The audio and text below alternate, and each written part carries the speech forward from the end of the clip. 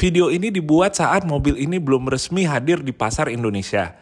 Sebelumnya kita mengenalnya dengan nama Chery iCar 03. Tapi kini setelah resmi hadir di Indonesia, namanya menjadi Chery J6.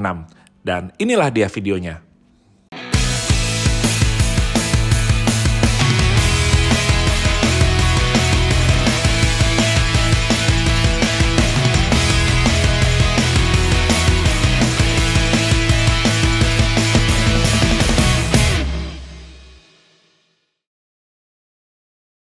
Halo, assalamualaikum teman-teman Jajologi, apa kabar? Doain pasti pada sehat keluarga.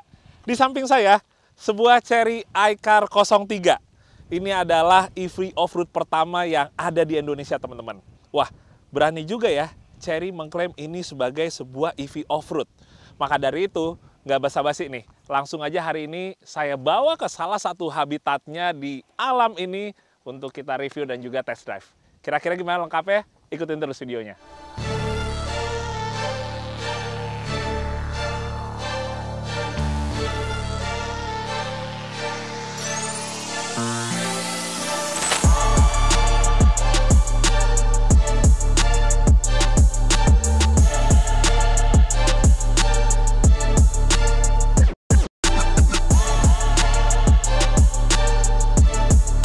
Jadi Chery iCar 03 ini jujur adalah salah satu mobil dari Cina yang saya sangat penasaran. Bukan penasaran karena desainnya, bukan penasaran karena ini adalah mobil listrik, tapi penasaran karena berani juga ya masuk ke sini di dalam segmen yang boleh dibilang belum ada lawan atau temannya. Sebuah mobil listrik yang dicap sebagai mobil off-road. Jadi sebenarnya di satu sisi sih kayak sah juga ya kalau saya bawa ke sini untuk nanti setelah ini kita akan melakukan pengetesan di berbagai medan off-road yang ada di sini. Pertama, kita akan ngebahas dulu untuk bagian eksterior.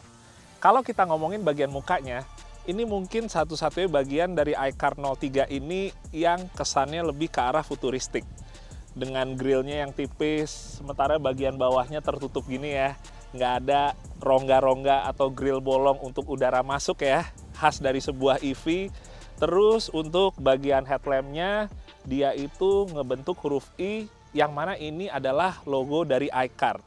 Jadi selain di headlampnya, huruf I-nya ini juga ada di bagian tengah sini nih teman-teman. Nah, tapi kalau kita udah geser ke bagian samping, ini dia nih, desain boxy premium yang banyak suka orang bilang mirip dengan Defender ya. Defender terbaru atau New Defender, tapi versi lebih compactnya atau lebih kecilnya. Saya sih setuju-setuju aja ya teman-teman. Tapi hal yang menarik adalah ternyata nggak cuma desainnya aja yang seperti New Defender, tapi material bodinya ini mayoritas menggunakan aluminium. Yang mana dia itu di satu sisi bisa lebih ringan, di satu sisi juga dia untuk rigiditasnya tetap bisa terjaga. Itu kalau teman-teman yang pada suka dengan Defender, apalagi Defender baru, pasti langsung keinget, itu bukannya menjadi salah satu fitur atau kelebihannya juga ya yang ada di New Defender ya. Jadi sepertinya mungkin rasanya juga akan ada mirip-miripnya dengan Defender, tapi ya itu dia versi kecil. Nah, kemudian kalau kita ngomongin ukurannya, banyak justru yang suka menyandingkannya dengan Jimny baru. Terutama Jimny yang 5 pintu ya. Tapi sebenarnya teman-teman, walaupun dia ini hitungannya nggak gede banget, tapi nggak sampai sekecil Jimny juga.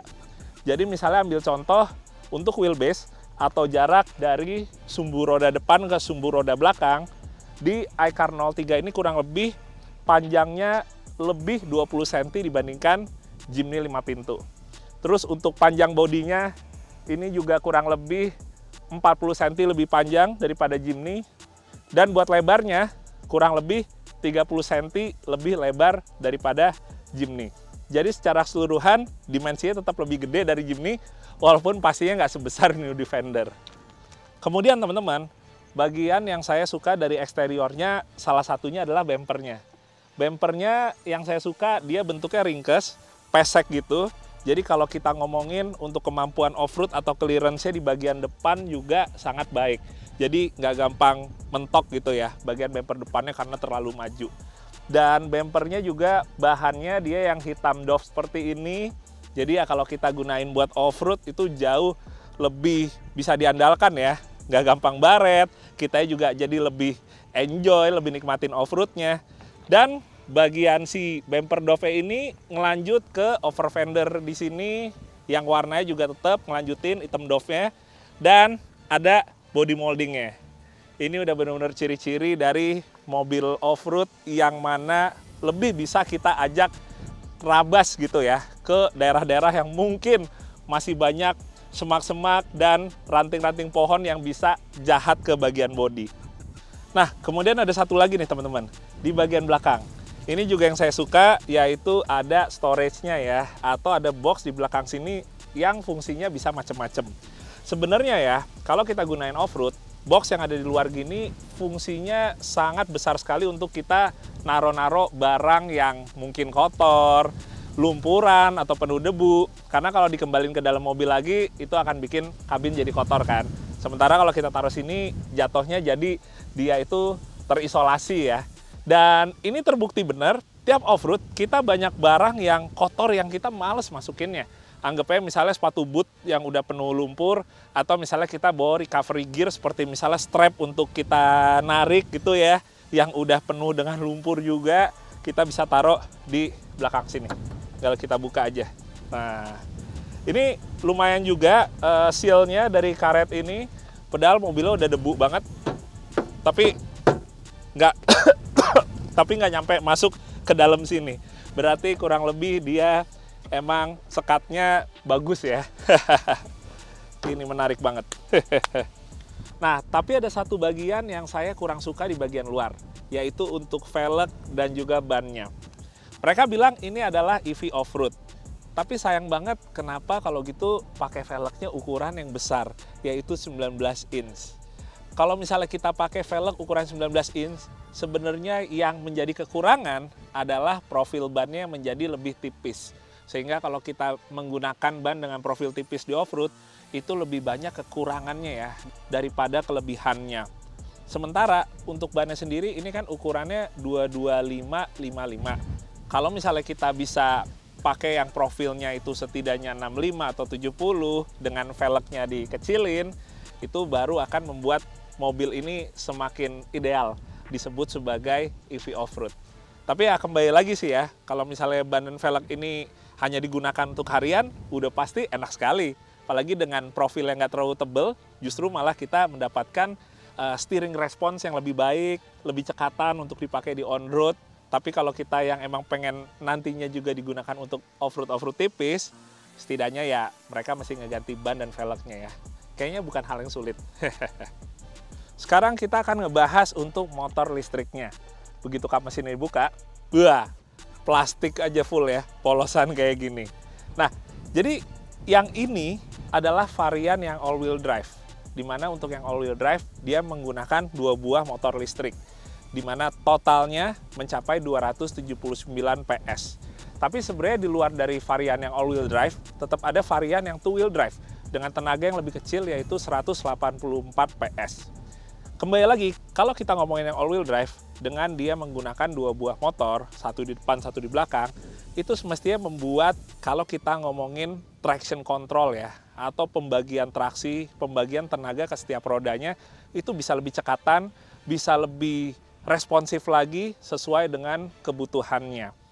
Bayangin aja, biasanya kalau kita di mobil yang menggunakan ICE atau internal combustion engine, dia itu satu mesin untuk mengatur 4 roda.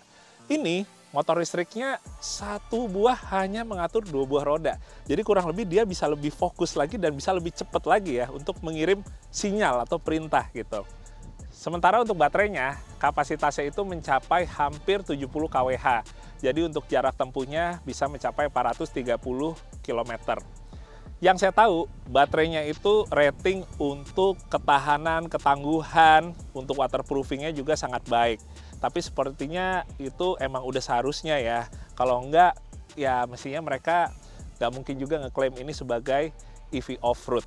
Kemudian yang menarik, fording depth atau wading depth-nya dari mobil ini kurang lebih 600 mili. Itu berarti 60 cm ya. Dimana itu sebenarnya udah lebih dari cukup ya. Cukup tinggi untuk ukuran segitu. Tapi yang perlu teman-teman ketahui adalah wading depth atau fording itu dia sebenarnya dihitung angkanya segitu saat airnya sedang diem.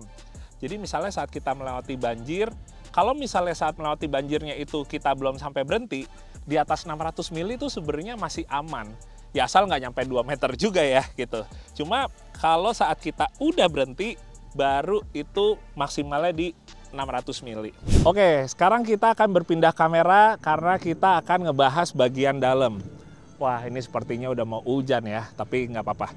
Kita langsung masuk aja ke dalam, biar kalian bisa ngelihat langsung POV seorang JJ di balik setir kayak gimana nih. Wah, yes, ini dia teman-teman, bagian interiornya. Jadi kalau ngomongin desain interiornya ya, misalnya bagian dashboard dan lain-lainnya, ini lebih ke arah futuristiknya ya, yang ditonjolkan di sini. Lebih ke arah elegannya. Jadi untuk sebuah mobil EV off-road, di bagian interiornya nih lebih ke elemen EV-nya ketimbang elemen off-road-nya. Jadi arahnya bukan arah yang utilitariannya tinggi, tapi arahnya yang lebih ke kemewahan dan juga futuristik. Nah, futuristiknya tuh apa sih? Misalnya teman-teman, pengaturan buat spion, kemudian buat kita ngebuka pintunya dipencet nih di sini. Nah tuh, terus kemudian buat kita ngatur beberapa hal lain, kita coba di sini ya. Dia juga tinggal kita pencet aja. Misalnya mau buka glove box. Nah, dia langsung kebuka sendiri. Nah, memang kecanggihan ini bikin kita juga kadang-kadang malah keder, malah bingung ya. Ambil contoh kayak kemarin misalnya saya lagi cuci mobil pakai yang cuci mobil otomatis, tuh bingung kayak tunggu, ini cara ngelipat spionnya gimana. Jadi ya mesti dipencet di sini, fold gitu kan. Terus kemarin ya udah bisa nyuci mobil dengan aman, abis itu ya mesti dipencet lagi untuk bisa ngebuka lagi. Sebenarnya sih lebih ke faktor ngebiasain aja ya teman-teman ya. Nanti kalau udah biasa juga aman-aman aja sih sebenarnya. Nah, kemudian satu hal lagi yang saya suka adalah customisasinya ya. Jadi kayak di bagian setir ini dia ada trackball di bagian kanan dan kiri. Ini trackballnya seperti ini mengingatkan kita ke handphone dulu ya. Pada inget nggak nih yang pakai trackball gini apa nih? Ini biasanya kalau misalnya udah seret mesti pakai kayu putih ya. Nah, ini bisa ngatur segala macam teman-teman. Jadi nggak cuma kayak standar kita nyetel misalnya volume aja atau next track dari musik yang kita setel, tapi bisa berbagai macam hal. Sampai misalnya ini yang bagian kiri saya setel untuk AC. Jadi begitu saya naik turunin di sini, ini akan mengubah fan-nya, speed-nya. Sementara kalau misalnya saya ke kanan dan kiriin, yang berubah itu adalah temperatur AC-nya. Jadi kurang lebih seperti itu teman-teman. Nah, kalau ngomongin posisi dari duduk di dalam, baik di depan maupun belakang, ternyata walaupun sekilas nih kayak ukuran Jimny yang sedikit lebih gede, tapi jauh lebih spacious juga ya, baik untuk headroomnya maupun legroom. Dan ini nggak cuma maksudnya di depan aja ya, waktu saya coba di baris keduanya juga sama. Buat saya yang tingginya 178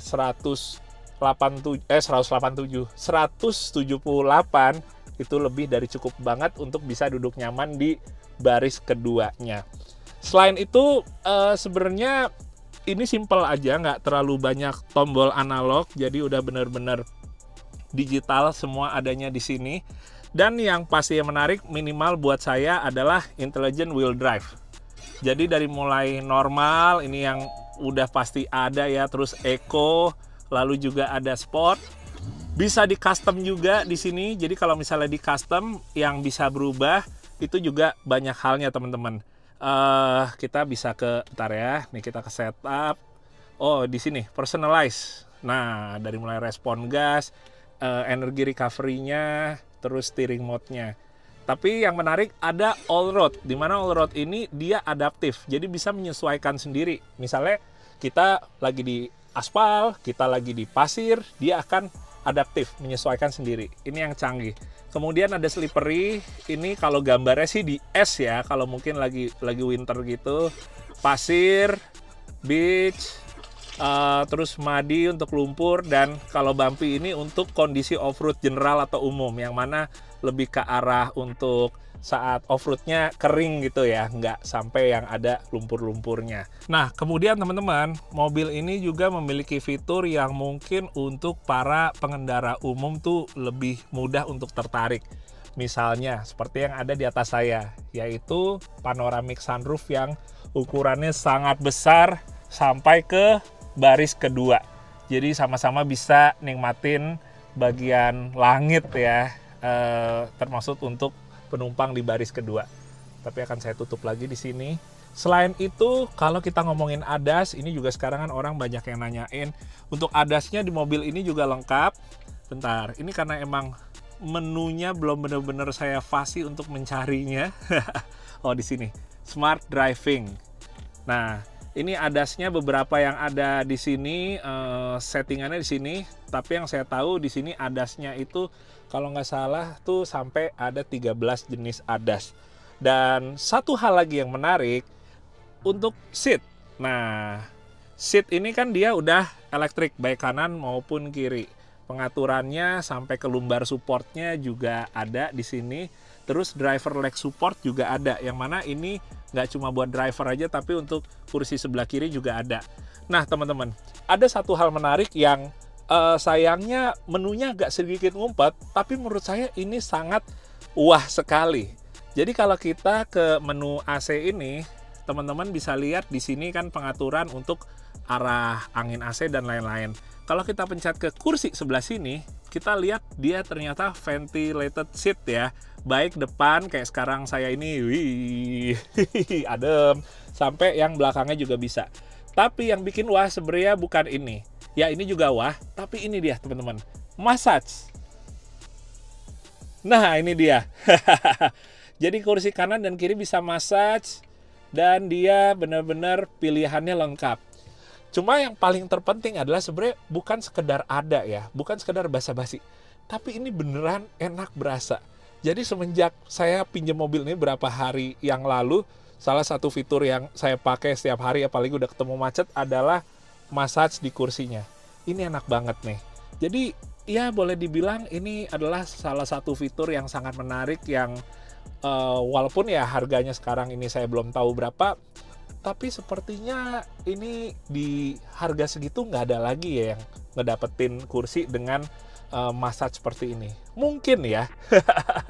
Mungkin teman-teman ada yang lebih tahu ada mobil lain apa enggak yang pakai massage, tapi setidaknya mungkin mobil ini menjadi satu-satunya ya di harga berapapun juga nanti setelah muncul.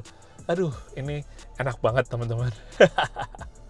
Kebayang banget lagi selesai off-road langsung kita pasang massage. Wah. Oke teman-teman, sekarang saatnya kita untuk test drive. Dan kita akan lihat dulu dari test drive on-roadnya dari tadi pagi semenjak bodinya masih bersih.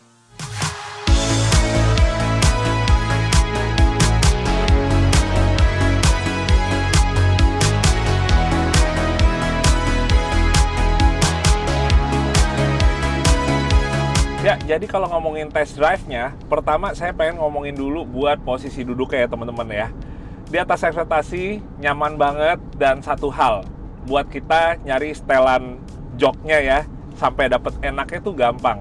Soalnya kadang-kadang ada aja mobil yang pas kita duduk, kita setel joknya, maju mundurnya, senderannya, nemu yang pasnya tuh susah gitu, kayak tetap berasa gelisah, kayak aduh enggak deh, kayaknya ada yang kurang apa gitu ya. Tapi mobil ini dari pertama kali saya cobain duduk, ngeset sebentar aja joknya udah langsung dapet yang enaknya gitu. Nah, nyamannya di sini sebenarnya yang saya suka adalah walaupun style bodinya yang boxy, yang stylenya seperti kebanyakan mobil 4x4 sejati gitu ya, yang lebih kaku, kotak, tegak, tapi posisi duduknya tetap berasa banget crossovernya. Jadi kayak kita naik mobil 4x4 tapi dengan gaya duduk mobil city car, yang mana duduknya nggak kaku, kakinya bisa lebih selonjoran lurus lagi gitu ya, nggak terlalu yang nekuk. Jadi buat dipakai jalan jauhnya juga enak gitu, nggak gampang berasa pegelnya. Apalagi joknya ini yang saya suka, ini ada tambahan bantalannya di bagian headrestnya, udah kayak kita lagi naik pesawat yang bagus gitu ya. Yang mana ini si tambahan bantalannya bisa ditekuk gitu, jadi lebih megang kepala kita ya, biar nggak ke lempar kanan kiri, terutama ya saat manuver. Ini yang bikin enak sih. Nah, balik lagi tadi kalau buat posisi duduknya yang saya suka berikutnya adalah dia commanding. Jadi kita untuk ngelihat ke semua arahnya tuh enak. Seperti ya kita lagi naik mobil 4x4 ya, jelas semuanya. Terus blind spotnya juga minim. Mungkin salah satunya karena dengan bodinya yang boxy, jadi pilar A-nya atau pilar kaca depannya ini hitungannya termasuk tegak. Jadi kayak saya kalau ngelihat ke serong kiri atau serong kanan tuh nggak banyak kita ngerabanya ya, karena blind spotnya gede. Ini salah satu yang saya suka juga gitu. Sementara teman-teman, kalau kita ngomongin suspensi, ini ternyata juga mirip karakternya dengan New Defender ya. Jadi nggak cuma desain bodinya aja, nggak cuma tampilan luarnya yang kayak Defender baru, tapi handlingnya, suspensi, bantingannya ini cukup mirip dengan New Defender. Jadi walaupun bodinya kaku, boxy seperti ini, tapi untuk saya manuver atau saya pakai kecepatan tinggi, itu nggak limbung. Rasanya kayak si mobil tuh lengket gitu ya ke permukaan aspal. Kayak ada, kayak pakai rel gitu. Itu yang sempat saya bilang juga waktu itu saat saya mencoba New Defender. Jadi ini bukan suges, bukan karena emang bodinya mirip, oh mungkin rasanya juga mirip ya. Tapi emang yang saya rasain naik iCar 03 sama naik New Defender waktu itu, oh iya, karakternya mirip ya, walaupun ini bisa dibilang tetap versi light atau versi pahenya ya. Setidaknya mencirikan karakter yang sama untuk handling dan suspensi. Tapi di satu sisi wajar juga sih, dengan bukan cuma desain body ya, konstruksinya dan materialnya yang mirip dengan New Defender. Wajar kalau karakter si sasis monokok, bodinya, dan sistem suspensinya juga sama ya. Jadi full independent, depan IFS, belakang IRS. Itu ya bikin makin wajar kalau misalnya, oh karakternya ini seperti Defender, atau mungkin mencontoh karakter dari sebuah New Defender. Dan yang terakhir teman-teman, kalau kita ngomongin untuk motor listriknya, jadi dengan tenaga yang kalau kita lihat spek dari Cinanya itu sekitar 280 HP untuk yang all-wheel drive-nya, sebenarnya lebih dari cukup sih ya. Untuk baterainya range-nya bisa sekitar 400 km-an, walaupun kita juga sambil nunggu nanti ada spek resminya iCar 03 ini di Indonesia. Karena ya itu dia, sekarang ini saat saya test drive memang belum keluar spek resmi dan juga harganya. Jadi ya itu sangat kita tunggu sekali. Cuma yang jelas range 400 km sebenarnya ya dibilang pendek enggak, dibilang panjang banget juga enggak ya, kayak sedang gitu. Rata-rata di segitu bukan sih? Mungkin saya kalau referensi baterai dan mobil listrik itu sendiri kayaknya mungkin teman-teman banyak yang juga lebih ngulik ya, lebih paham ya. Tapi menurut saya mungkin pakai mobil EV Off-Road ini yang pertama orang lihat dinikmati itu adalah selain dari pastinya tampilannya, yang kedua adalah kemampuannya ya, atau kehandalannya kita pakai untuk on-road maupun untuk off-road.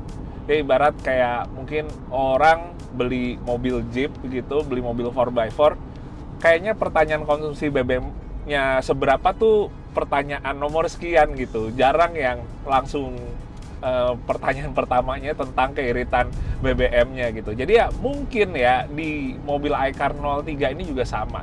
Orang akan lihat range-nya, tapi mungkin pas tahu 400 km ya nggak semuanya juga merasa komplain atau kurang gitu. Yang terpenting adalah, nih saya punya satu mobil baru yang unik, Mini Defender dengan ukuran sedikit lebih besar dari Jimny, buat dipakai harian dengan saya sesekali light off-road, kayak udah lebih dari cukup banget buat mereka ya mungkin ya.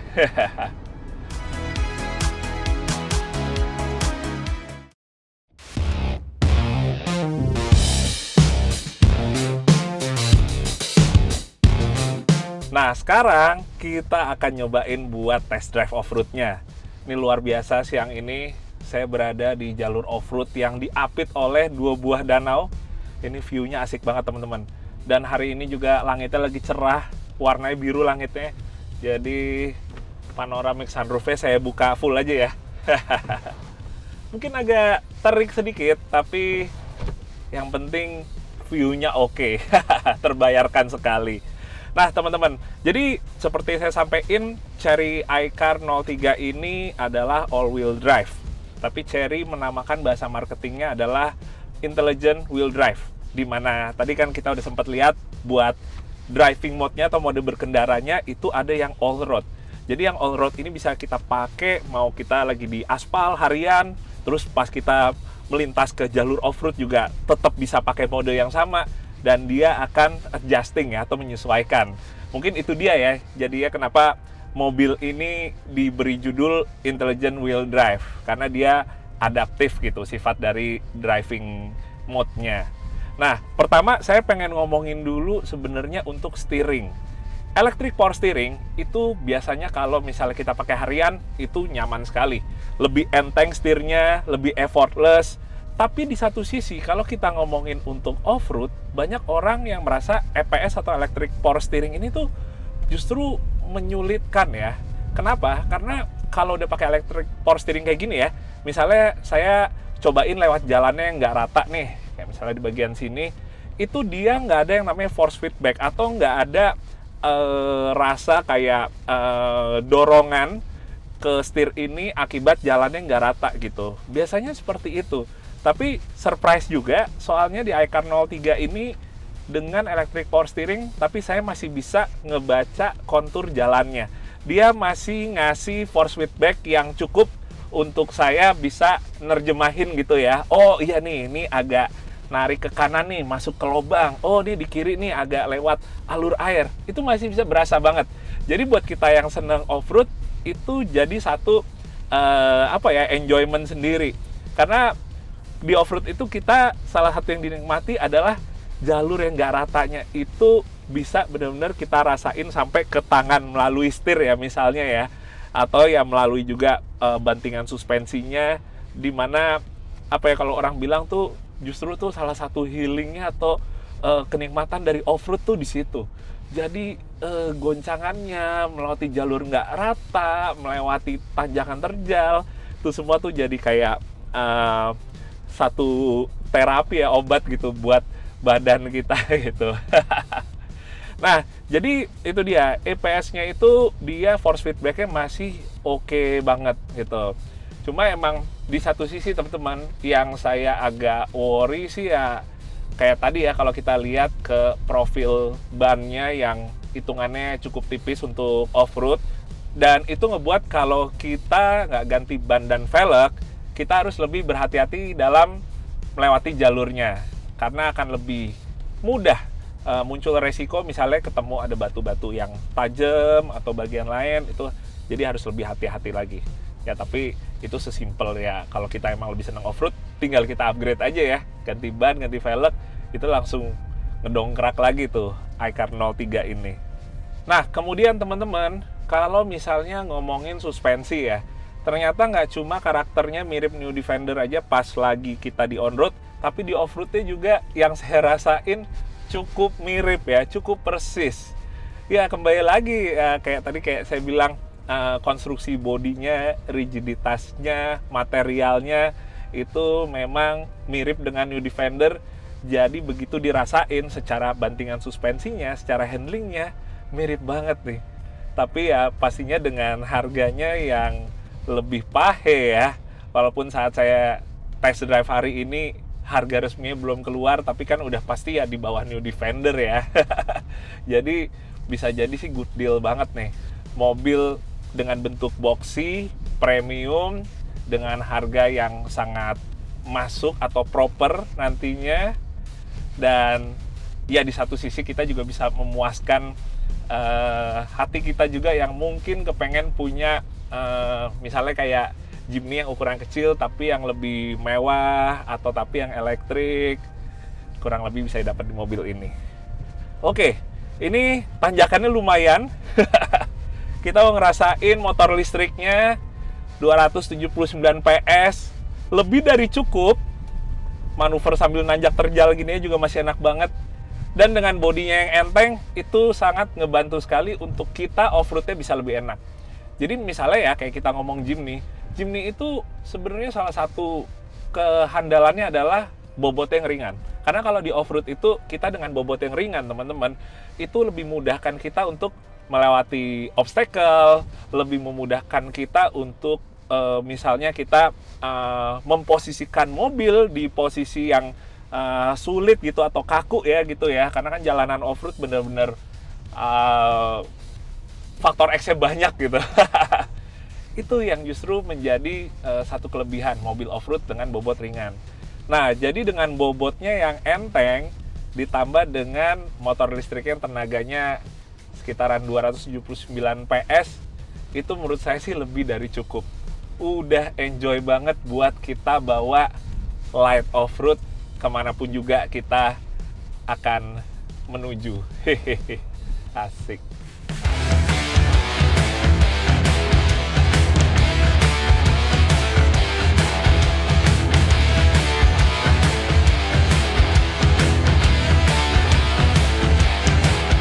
Oke teman-teman, sekarang saya udah nyampe di satu bagian yang boleh dibilang alur airnya cukup dalam dan jalanannya juga cukup menanjak nih. Saya pengen nyobain masuk ke driving mode-nya yang bumpy. Tadi kan kita pakai all road ya, yang adaptif. Sekarang kita akan pakai yang bumpy. Dimana kalau yang off-road-nya ini selama masih kering bisa diwakili oleh yang bumpy ya. Kecuali kita udah ke pantai, pasir gitu, kita pakai yang beach. Tapi kita sekarang dengan kondisi kering kita akan pakai bumpy. Oke, begitu dia udah masuk ke yang bumpy ini, oh ya udah. ESC-nya ya atau Electric Stability Control-nya tuh mati. Karena ESC itu sebenarnya fungsinya lebih untuk di on-road. Jadi begitu kita udah masuk ke driving mode yang bumpy seperti ini, dalam sekali. Dia yang bekerja adalah traction control untuk off-road. Nah, responnya cepat sih. Begitu dia tahu ada gejala slip, gejala di mana salah satu bannya ada yang misalnya kekurangan traksi, dia langsung menyesuaikan. Nih kayak gini nih, saya masukin ban kanannya, iya. Selain responnya cepat, dia juga suaranya tuh nggak kasar teman-teman. Karena suara traction control gini ya, biasanya tuh masuk dua-duanya. Biasanya bikin orang takut, suaranya kayak suara ada bagian yang rusak gitu. Ini smooth banget. Dan dengan kondisi ngangkat seperti gini ya, ini kan mestinya kan traksinya nih dia nih hilang nih, karena rodanya yang berputar hanya yang ngambang. Tapi begitu saya gas, saya tambahin, dia langsung pindah ke roda lain yang justru menapak ke tanah. Saya naikin coba di sini ya teman-teman ya. Saya naikin ke kanan sini. Oke, dia bekerja lagi, mulai mindahin tenaga. Asik. Wah, ini yang bikin walaupun bannya pakai ban aspal gitu ya, tapi masih bener-bener ketolong karena traction controlnya. Oke, ini kalau dilanjutin lagi ban kanannya rada ngangkat nih di sini nih. Oke, Oke. Wah, bener-bener effortless jadinya ya teman-teman ya. Kurang lebih kitanya tuh tinggal kayak ngegas aja, nggak perlu terlalu mikir. Yang terpenting adalah mode kendaraannya itu udah cukup sesuai atau cocok. Jadi kayak misalnya sekarang ini kondisinya walaupun dalam alurnya, tapi karena masih kering kita pakai yang bumpy-nya. Udah kurang lebih tinggal dia yang menyesuaikan gimana sih pembagian roda ini harus disalurkan. Hehehe. Wah, asik sih. Effortless banget deh. Nah, dan yang terakhir teman-teman, saya mau ngelintas sungai yang sebenarnya cetek aja teman-teman, tipis-tipis aja. Tapi setelah itu ada tanjakan dengan batu besar yang sangat terjal. Oke, bismillah, kita coba ya. Kita melintas dulu di sini. Kita cuci kaki dulu. Oke. Ini enaknya karena bagian bawahnya full ya, ada guardnya dan materialnya juga sangat kokoh, seperti kayak bahan karbon gitu. Jadi emang lewat sininya saya tenang ya sih, walaupun batunya gede-gede. Tapi tantangan utamanya ini nih. Terjal banget dan tetap harus hati-hati karena banyak batu yang tajam yang bisa kena ke ban profil tipis ini. Jadi saya juga tetap berusaha untuk nggak terlalu kasar ya, tetap berusaha untuk halus lewatnya. Wih, deh. Oke, sepertinya posisinya saya harus koreksi dulu, teman-teman. Saya harus koreksi dulu posisinya, tetap masih dibantu sedikit momentum karena limitasinya itu justru ada di bagian bannya. Saya pengen coba di sini pakai madi supaya dia spinnya lebih bisa tinggi lagi. Oke, kita coba ya. Oke.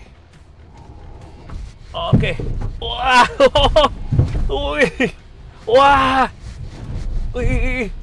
Wah, ini benar-benar yang namanya 279 PS motor listriknya totalnya di bodi yang ringan ini tapi tetap rigid ini bikin naiknya ternyata effortless banget. Ini benar-benar surprise sih, karena terlalu dari awal banyak saya jujur pesimisnya dengan EV untuk off-road, tapi ya boleh sih, ini kayaknya udah saatnya untuk lebih membuka mata gitu ya ke sebuah kendaraan off-road yang basisnya itu adalah EV. Wah, ini benar-benar luar biasa teman-teman. Tinggal kita menutup hari aja, saya balik arah lagi untuk melewati lagi sungai tersebut dengan sedikit lebih kita gas untuk selebrasi kecil-kecilan pencapaian dari yang saya kira ini juga nggak mungkin bisa sejauh ini teman-teman. Oke, kita masukin sini, kita coba gas.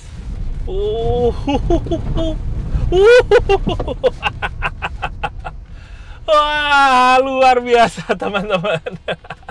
Sekali dicolek langsung tuh rasanya ngejambak ya, torsi instannya ngebikin si iCar 03 ini di dalam sungai tadi langsung berangkat cepat menuju ke ujung sungainya. Ya, oke teman-teman, kurang lebih seperti itu review dan juga test drive Chery iCar 03-nya. Jujur di atas ekspektasi saya, dari yang awalnya saya lihat mungkin kayaknya ini mobil off-road listrik yang gimmick aja gitu ya, nggak terlalu gimana-gimana banget. Ternyata boleh dibilang lebih bisa melampaui ekspektasi yang sebelumnya udah saya set. Nah, pada akhirnya menurut saya mobil ini dicap sebagai EV off-road tuh cocok banget. Kenapa? Karena basisnya adalah crossover all-wheel drive. Dengan basisnya crossover AWD, kita tahu bahwa berarti penggunaan off-roadnya pun lebih ke arah yang light ya, bukan yang ekstrim. Karena kalau basisnya pakai mobil leather frame, mobil 4x4 sejati, label EV off-roadnya itu boleh dibilang mungkin belum tentu cukup ya. Dalam artian kalau off-roadnya udah yang menggunakan kendaraan 4x4 kan biasanya udah lebih yang ekstrim lagi gitu secara rintangannya atau jalurnya. Tapi kalau misalnya EV-nya ini disematkan di sebuah mobil berbasis crossover all-wheel drive, jatuhnya sangat possible dan sangat layak. Saya pun juga akhirnya jadi bisa ngelihat lagi kalau mungkin market ini bisa menjadi market yang menarik ya. Ukurannya ukuran yang kecil seperti Jimny tapi sedikit lebih besar. Desainnya juga premium banget, boxy ala Defender, dan rasa berkendara serta kenyamanannya yang juga premium. Dan itu semua ada di sebuah mobil EV dengan label off-road EV. Menarik banget jatuhnya ya. Ya, jadi kurang lebih seperti itu dulu teman-teman untuk sekarang. Sebenarnya sih saya pengen lagi ya untuk bisa explore lebih jauh lagi. Siapa tahu nanti berkesempatan untuk bisa menggunakan mobil ini lebih jauh lagi. Kita cobain lagi sampai benar-benar kita kurang lebih ketemu titik dari maksimalnya pakai mobil ini bisa diapain aja. Rasanya masih sangat menarik untuk dieksplor lebih jauh. Yang pasti untuk sekarang, terima kasih teman-teman yang udah menonton. Semoga bermanfaat. Untuk harga, saat ini memang belum dirilis resmi harganya. Tapi mungkin teman-teman ada yang punya pandangan sendiri kira-kira harga berapa yang cocok untuk sebuah Chery iCar 03 ini. Kalian bisa tulis di kolom komentar. Terima kasih yang udah nonton ya. Semoga bermanfaat. Dadah. Assalamualaikum.